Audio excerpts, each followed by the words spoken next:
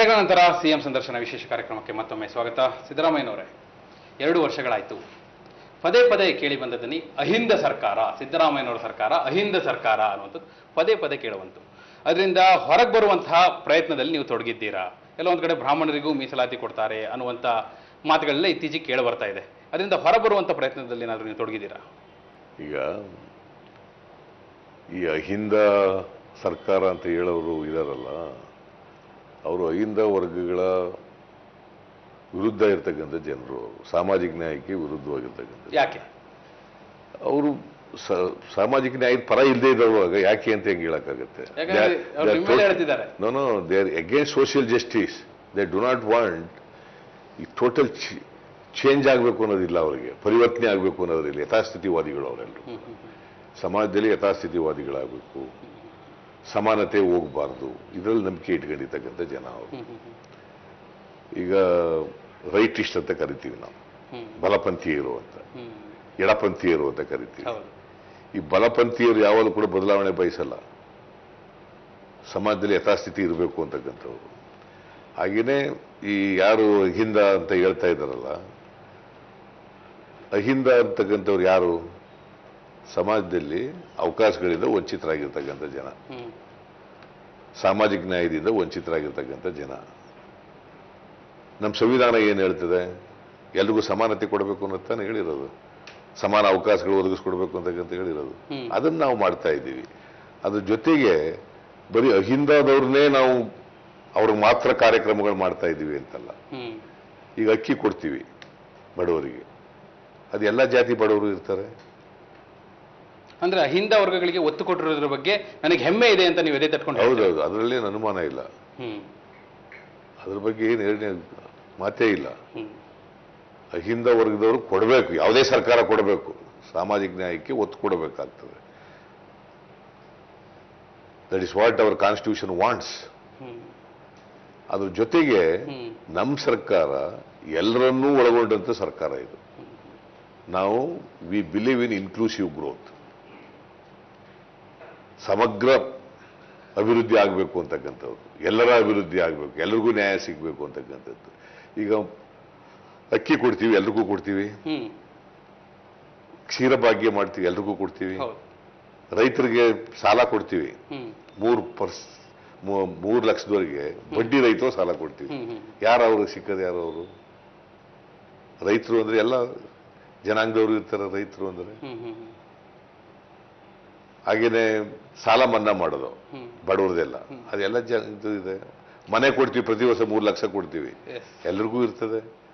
ಕೃಷಿ ಭಾಗ್ಯ ಮಾಡಿದೀವಿ, ಅದು ಎಲ್ಲರ ಜಮೀನುಗಳಿಗೂ ಅನುಕೂಲ ಆಗ್ತದೆ. ಅದರಿಂದ ಇವು ಸಿದ್ದರಾಮಯ್ಯನವ್ರ ಸರ್ಕಾರ ಬರೀ ಅಹಿಂದ ಪರವಾದ ಸರ್ಕಾರ ಅಂತ ಹೇಳ್ತಕ್ಕಂಥದ್ದಿದೆಯಲ್ಲ, ಅದು ಬಹುಶಃ ಅವರ ಮನಸ್ಥಿತಿ ತಿಳಿಸ್ತದೆ ಹೊರತು ನಮ್ಮದು ಎಲ್ಲರನ್ನೂ ಒಳಗೊಂಡಂತ ಸರ್ಕಾರ. ಮತ್ತು ಅಹಿಂದ ವರ್ಗದ ಜನರಿಗೆ ಅವರು ಅವಕಾಶಗಳಿಂದ ವಂಚಿತರಾಗಿರ್ತಕ್ಕಂಥ ಜನ, ಆದ್ದರಿಂದ ಶತಶತಮಾನಗಳಿಂದ ಅವ್ರಿಗೆ ಒತ್ತು ಕೂಡ ಕೊಟ್ಟಿದ್ದೀವಿ. ನೀವು 4-6 ಯೋಜನೆಗಳ ಉದಾಹರಣೆಯನ್ನು ಕೊಟ್ಟು ಹೇಳಿದ್ರಿ.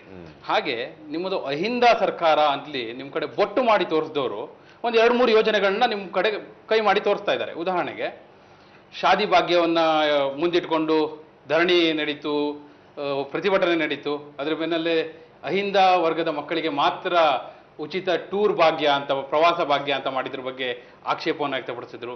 ಹಾಗೆ ದಲಿತರ ಹಾಲಿಗೆ ಮಾತ್ರ ಹೆಚ್ಚುವರಿ 2 ರೂಪಾಯಿ ಪ್ರೋತ್ಸಾಹಧನ ಕೊಡ್ತಾರೆ ಅನ್ನುವಂಥ ವಿಚಾರಗಳನ್ನ ಮುಂದಿಟ್ಟು ಅವರು ನೀವು ಈ ವರ್ಗಗಳಿಗೆ ಮಾತ್ರ ಹೆಚ್ಚು ಒತ್ತ ಕೊಡ್ತಾ ಇದ್ದೀರಿ. ಇದು ಯಾಕೆ ಎಲ್ಲರಿಗೂ ಕೊಡಬಾರ್ದು ಅನ್ನುವಂಥ ಪ್ರಶ್ನೆಯನ್ನು ಮುಂದಿಡ್ತಾ ಇದ್ದೀವಿ. ಈಗ ನಮ್ಮ ಸರ್ಕಾರದಲ್ಲಿ ಹಿಂದುಳಿದ ವಿಭಾಗಗಳ ಇಲಾಖೆ ಇದೆ, ಅಲ್ಪಸಂಖ್ಯಾತರ ವಿಭಾಗ ಇದೆ.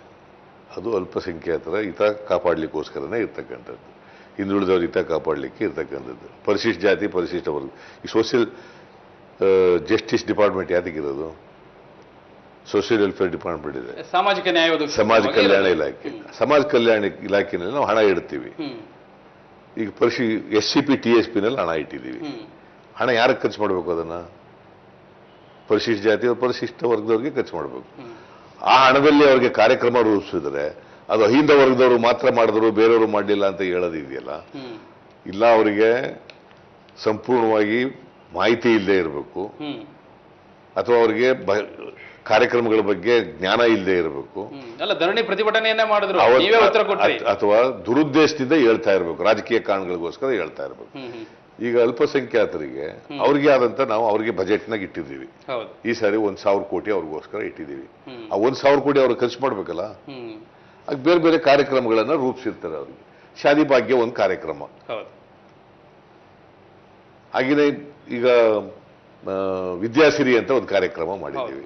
ಅದು ಹಿಂದುಳಿದವರು ಮಾಡಿದ್ರೆ ಈಗ ದಲಿತರಿಗೂ ಅಲ್ಪಸಂಖ್ಯಾತರಿಗೂ ಕೂಡ ವಿಸ್ತರಣೆ ಮಾಡ್ತಾ ಇದ್ದೀವಿ. ಅಲ್ಪಸಂಖ್ಯಾತರಿಗೆ ನಾವು 1,950 ಕೋಟಿ ರೂಪಾಯಿ ಇಟ್ಟಿದ್ದೀವಿ. ಹಿಂದುಳಿದ ಜಾತಿಯವರಿಗೆ ಆ ದುಡ್ಡು ಖರ್ಚು ಮಾಡ್ಬೇಕಲ್ಲ. ಪರಿಶಿಷ್ಟ ಜಾತಿ ಪರಿಶಿಷ್ಟ ವರ್ಗದವರಿಗೆ SCP TSP ನಲ್ಲಿ 16,300 ಕೋಟಿ ಇಟ್ಟಿದ್ದೀವಿ. ಆ ದುಡ್ಡು ಖರ್ಚು ಮಾಡ್ಬೇಕಲ್ಲ. ಅದು ಕಾರ್ಯಕ್ರಮಗಳನ್ನು ರೂಪಿಸಿದ್ದಾರೆ. ಇದನ್ನು ತಿಳ್ಕೋಬೇಕು ಅವರು. ಆ ಇಲಾಖೆ ಅಡಿಯಲ್ಲಿ ಕಾರ್ಯಕ್ರಮಗಳನ್ನು ರೂಪಿಸಿದ್ದಾರೆ.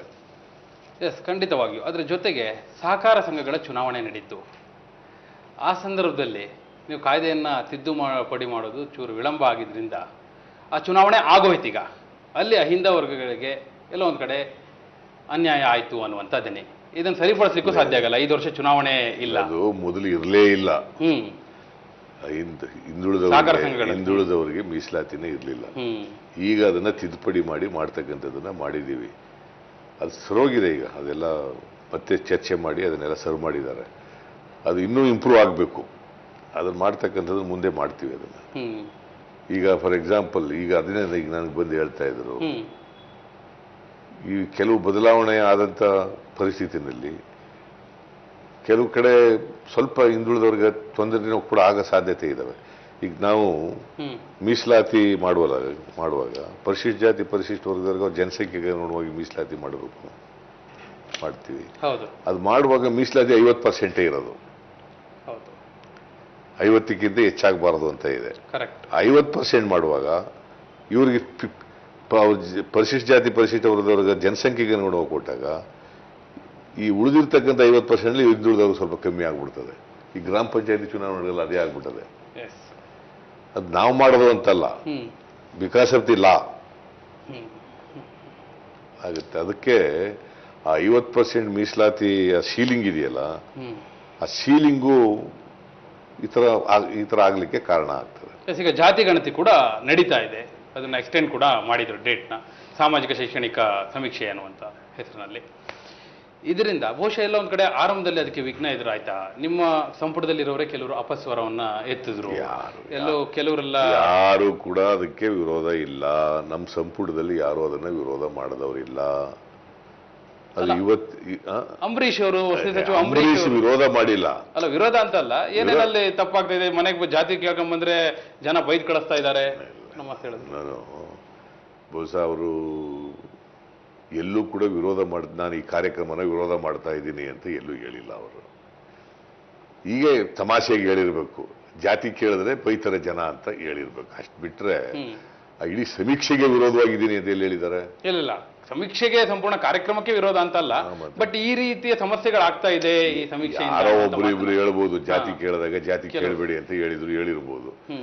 ಅದನ್ನ ಯಾರೋ ನನ್ಗೆ ಹೇಳಿದ್ರು ಅಂತ ಇವನು ಹೇಳೋದು, ಅಂಬರೀಷ್ ಹೇಳೋದು, ನನ್ಗೆ ಯಾರೋ ಒಬ್ರು ಹೇಳಿದ್ರು ಹಿಂಗೆ ಅಂತ ಹೇಳೋದು. ಅಲ್ಲ, 2-3 ಬಾರಿ ಡೇಟ್ ಕೂಡ ಎಕ್ಸ್ಟೆಂಡ್ ಆಯ್ತು. ಅಂದ್ರೆ ಬಹುಶಃ ನಿಗದಿತ ಅವಧಿಯೊಳಗೆ ಮುಗಿಸ್ಲಿಕ್ಕೆ ಆಗ್ತಾ ಇಲ್ವಾ, ಅಥವಾ ಜನ ಸ್ಪಂದಿಸ್ತಾ ಇಲ್ವಾ, ಏನ್ ಸಮಸ್ಯೆ ಆಗ್ತಾ ಇದೆ? ಎಲ್ಲ ಮುಗಿದೋಗಿದೆ ಎಕ್ಸೆಪ್ಟ್ ಬೆಂಗಳೂರು ಸಿಟಿ. ಬೇರೆ ಎಲ್ಲ ಜಿಲ್ಲೆಗಳಲ್ಲೂ ಕೂಡ ಮುಗಿದೋಗಿದೆ. ಬೆಂಗಳೂರು ಸಿಟಿನಲ್ಲಿ ಮಾತ್ರ ಸ್ವಲ್ಪ ತೊಡಕಾಗಿದೆ. ಯಾಕಂತಂದ್ರೆ ಇಲ್ಲಿ ಅಪಾರ್ಟ್ಮೆಂಟ್ಸ್ಗಳಿದಾವೆ. ಅದರಿಂದ ನಾವು ಕೊಟ್ಟ ಸಮಯ ಸಾಕಾಗಿಲ್ಲ ಅವರಿಗೆ. ಈಗ ನಿರೀಕ್ಷೆ ಮಾಡಿದ ಮಾಹಿತಿ ಸಿಕ್ಕಿದೆ ಹಾಗಾದ್ರೆ? ಹೌದು, ಇಲ್ಲಿವರೆಗೆ 95% ಆಗಿದೆ. Okay, fine. ಇನ್ನು 5% ಆಗಬೇಕು. ಅದಕ್ಕೆ ನಾನು ಇವತ್ತಿನಿಂದ ಇನ್ನು 5 ದಿನ ಎಕ್ಸ್ಟೆಂಡ್ ಮಾಡಿದ್ದೀನಿ. ಇನ್ನು 5 ದಿನದಲ್ಲಿ ಸಂಪೂರ್ಣ ಮುಗೀತದೆ. Okay, what next? ಈಗ ಸಂಪೂರ್ಣ ಮುಗಿದ ನಂತರ ನಿಮ್ಮ ಹತ್ರ ಮಾಹಿತಿ ಬರುತ್ತೆ, ಎಲ್ಲ ವಿವರಗಳು ಕೂಡ ನಿಮ್ ಕೈ ಸೇರುತ್ತೆ. ಯಾವ ರೀತಿಯಲ್ಲಿ ಅದನ್ನ ನೀವು ಬಳಸ್ತೀರಿ, ಸದ್ವಿನಿಯೋಗ ಮಾಡ್ತೀರಿ? ಯಾವ ರೀತಿ ಆ ಮಾಹಿತಿ ಇಟ್ಕೊಂಡು ಜನರಿಗೆ ನಿಜಕ್ಕೂ ಈ ರಿಪೋರ್ಟ್ ಎಲ್ಲ ಬರಬೇಕಾದ್ರೆ ಇನ್ನ ಕನಿಷ್ಠ 1 ರಿಂದ 2 ತಿಂಗಳು ಬೇಕು. ಯಾಕಂತಂದ್ರೆ ಡಾಟಾ ಎಂಟ್ರಿ ಆಗಬೇಕು. ಈಗ ಮನೆಗಳಿಗೆ ಹೋಗಿ ಸರ್ವೆ ಮಾಡಿದ್ದಾರೆ. ಆ ಸರ್ವೆ ಆದ್ಮೇಲೆ ಡಾಟಾ ಎಂಟ್ರಿ ಎಲ್ಲ ಆಗ್ಬೇಕು. ಅದಾಗ್ಬೇಕಾದ್ರೆ ಕನಿಷ್ಠ 1 ರಿಂದ 1.5 ತಿಂಗಳು ಬೇಕಾಗ್ತದೆ. ಅದಾದ್ಮೇಲೆ ರಿಪೋರ್ಟ್ ಕೈ ಸೇರ್ತದೆ. ಅದು backward class permanent backward class commission ಹೋಗ್ತದೆ. ಅವರು ಅದರ ಮೇಲೆ ಆ ವರದಿ ಮೇಲೆ ಅಧ್ಯಯನ ಮಾಡಿ ಅದರ ಶಿಫಾರಸು ಮಾಡ್ತಾರೆ. ಮತ್ತೆ ಸರ್ಕಾರಕ್ಕೆ ಎಲ್ಲ ಮಾಹಿತಿಗಳು ಸಿಕ್ಕಿದಾಗ ಆಗ್ತದೆ. ಪ್ರತಿಯೊಂದು ಜಾತಿ ಜನಾಂಗದವ್ರದ್ದು ಎಲ್ಲದೂ ಕೂಡ ಆರ್ಥಿಕ, ಸಾಮಾಜಿಕ, ರಾಜಕೀಯ, ಶೈಕ್ಷಣಿಕ ಎಲ್ಲ ಸಂಪೂರ್ಣ ಮಾಹಿತಿ ಸಿಕ್ಕಿದಾಗ ಆಗ್ತದೆ. ಮತ್ತೆ ಅದರ ಆಧಾರದ ಮೇಲೆ ನಾವು ಯೋಜನೆಗಳನ್ನು ರೂಪಿಸಲಿಕ್ಕೆ, ಕಾರ್ಯಕ್ರಮಗಳನ್ನು ರೂಪಿಸಲಿಕ್ಕೆ ಬಹಳ ಸಹಕಾರಿಯಾಗುತ್ತೆ. ಇನ್ನು ಮುಂದೆ ನೀವು ರೂಪಿಸುವ ಯೋಜನೆಗಳಿಗೆ ಅದು ಆಧಾರವಾಗಿರುತ್ತದೆ. ಹೌದಲ್ಲ? ಎಸ್, ನಿಮ್ಮ ಜೊತೆ ಚರ್ಚೆಯನ್ನು ಮುಂದುವರಿಸ್ತೇನೆ ಸಿದ್ದರಾಮಯ್ಯನವರೇ. ಮುಖ್ಯಮಂತ್ರಿ ಸಿದ್ದರಾಮಯ್ಯನವರ ವಿಶೇಷ ಸಂದರ್ಶನ ಮುಂದುವರಿಯುತ್ತೆ ಒಂದು ಬ್ರೇಕ್ ನಂತರ.